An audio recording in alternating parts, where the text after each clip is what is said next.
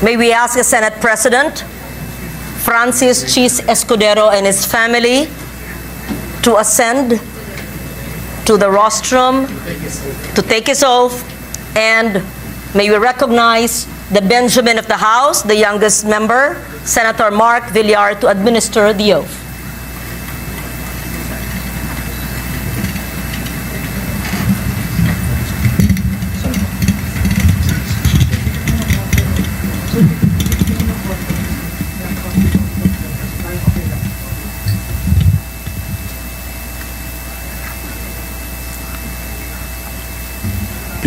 Please raise your right hand and repeat after me. I state your name. Francis Joseph G. Escudero. Having been elected President of the Senate, do do hereby solemnly swear that I will well and faithfully discharge to the best of my ability hereby solemnly swear that I will well and faithfully discharge to the best of my ability the duties of my present position and of all others I may hereafter hold under the Republic of the Philippines. the duties of my present position and of all others I may hereafter hold under the Republic of the Philippines. That I will support and defend the Constitution of the Philippines. That I will support and defend the Constitution of the Philippines. That I will obey the laws and legal orders and decrees promulgated by the duly constituted authorities. That I will obey the laws, the legal orders, and decrees promulgated by the duly constituted authorities and maintain true faith and allegiance to the Republic of the Philippines.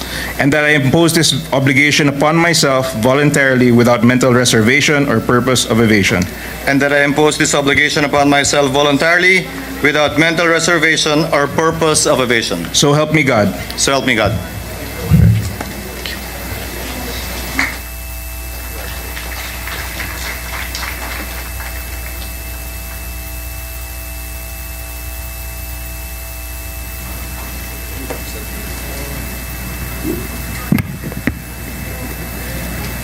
Chair would like to make short remarks.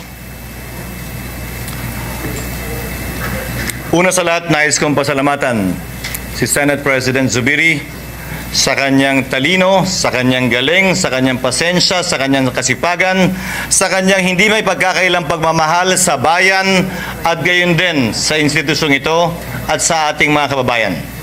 Hindi matatawaran at hindi kayang sabihin sa maikling talumpati ni Senate President Zubiri ang lahat ng mga tagumpay na nakamit niya sa loob na mahigit 2 taon at gayon din lahat ng mga pagbabagong nagawa niya sa loob at labas ng bulwagang ito. Si Senator Zubiri nakilala ko noong 1998 kasabay ni Senator Cayetano, tulad ng sinabi niya. Spice Boys ang tawag sa kanila noon, Bright Boys ang tawag sa amin noon. Kami kumampi sa magkabilang panig. Magkaibang kulay ang aming dinala.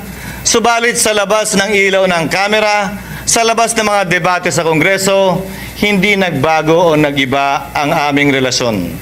Minsan, sabi nga ni Alan, nagkakainitan, nagdedebate, pero kailanman, hindi na bago ang relasyong yon habang dumaloy ang taon. Magkasing tagal na kami ni Senate President Zubiri sa Senado at sa Kongreso. May konti lang ako na papel na ginampanan bilang gobernador sa aming lalawigan ng Sorsogon. My hats off to you, Senate President Zubiri. I salute you, and I hope I will make you proud, you especially among all our other colleagues. And hopefully, you will not leave my side whenever I ask for guidance, whenever I ask for help, and whenever I ask for your wisdom. Mas malayo po at mas marami kayong alam sa akin, lalo na bilang tagapangulo ng Senado. Sana magkasama pa rin tayo sa mga bagay na yan sa mga darating na panahon. Binabati ko rin ang ating Majority Leader na si Senator Joel Villanueva at ang ibang mga nagbitiw sa kanilang mga posisyon. Hindi ito ang katapusan, kaugnay ng ating pagtatrabaho ng sama-sama dito sa Senado. Lalo na si Senator Joel na alam ko ay maraming gabi ang kinuha natin mula sa kanyang asawa, mga anak at pamilya dahil nagsusunog siya ng kilay dito sa floor ng Senado para may pasa ang mga mahalagang panukalang batas na kinakailangan ng ating mga kababayan. Walang my team, walang your team para sa akin. walang SP Migs, wala ring cheese para sa akin. Ang tingin ko sa bawat isa sa atin ay mga miyembro ng nag-iisang Senado. At kung may kulay man tayong dadalhin para sa akin ang mga kulay na yan ay dapat sumasagisag sa bandila ng Pilipinas na hindi naman nagkataon lamang na nasa likod ko at nasa harapan natin ngayon. Kulay na puti na sumasagisag sa pagkakapantay-pantay ng bawat Pilipino. Kulay na pula na handa tayong pumatay, hindi lang palaging mamatay. Alang-alang sa kalayaan ng ating bansa. Asul, pagkakaroon ng Pilipinas ng sariling lahi na kakaiba sa ibang mga lahi. Kaya walang pwedeng magsabing pabor sino man sa isang bansa. Tayong lahat naniniwala ko, pabor sa Pilipino at sa Pilipinas. At pinakahuli, dilaw ang araw at mga tala. Sumasagisag na mataas na mga pangarap ng ating mga kababayan, mataas na pangarap natin para sa ating mga kababayan, upang sa gayon, makamit nila ang matagal nilang minimithi na tunay na tulong at paggalinga mula sa nasyonal na pamahalaan. Naway sa bawat salitang bibigkasin natin dito, naway sa bawat gawain na ating gagawin dito, palagi tayong mapaalalahanan ng mga importanteng bagay na yan ng ating bandila na sumasagisag sa bansa at sa sambayanang Pilipino. Maraming salamat po muli sa tiwala at nakahanda po akong pagsilbihan kayo sa anumang makakaya natin habang sabay-sabay natin pinagsisilbihan ang bansa at ang sambayanang Pilipino. Thank you to my colleagues and thank you for everyone.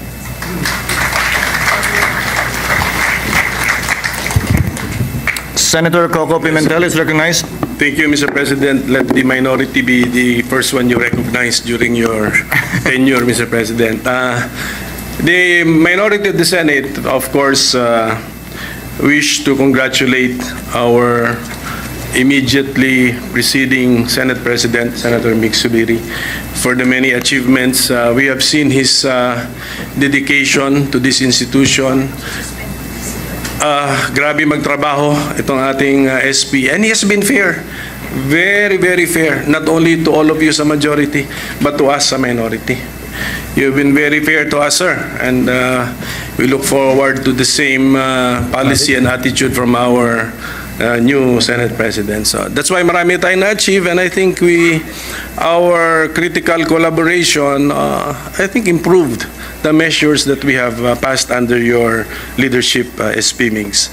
So thank you for your service, and of course to the entire leadership, our Senate President Pro Tempore, Senator Legarda, and of course the person I dealt with most extensively during his term as tenure, Majority Leader Joel Villanueva. Salamat po sa inyo.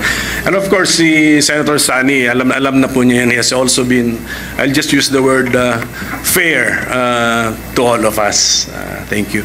And so Mr. President, upon consultation with my partner in the minority, we want to make it clear that although we were silent during your election as Senate President, let us explain our vote that we really intended, and we we did not cast a vote, so that is we abstained in the election of the Senate President.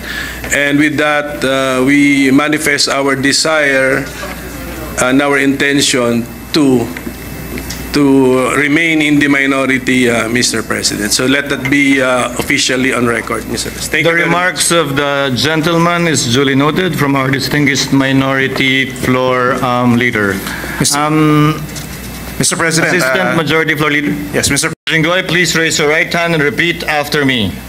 I, please state your name. I, Jinggoy Ejercito Estrada, Having been elected Senate President Pro Tempore, having been elected as Senate President Pro Tempore, do hereby solemnly swear do hereby solemnly swear that I will well and faithfully discharge that I will well and faithfully discharge to the best of my ability to the best of my ability the duties of my present position the duties of my present position and of all others I may hereafter hold under the Republic of the Philippines. and of all others I may hereafter hold under the Republic of the Philippines. That I will support and defend defend the Constitution of the Philippines, that I will support and defend the Constitution of the Philippines, that I will obey the laws, that I will obey the laws, the legal orders, legal orders, and decrees promulgated by the duly constituted authorities, and decrees promulgated by the duly constituted authorities, and maintain true faith and allegiance to the Republic of the Philippines. and maintain true faith and allegiance to the Republic of the Philippines, And that I impose this obligation upon myself voluntarily, and that I impose this obligation upon myself voluntarily, without mental reservation without mental reservation or purpose of evasion. or purpose of evasion. So help me God. So help me God.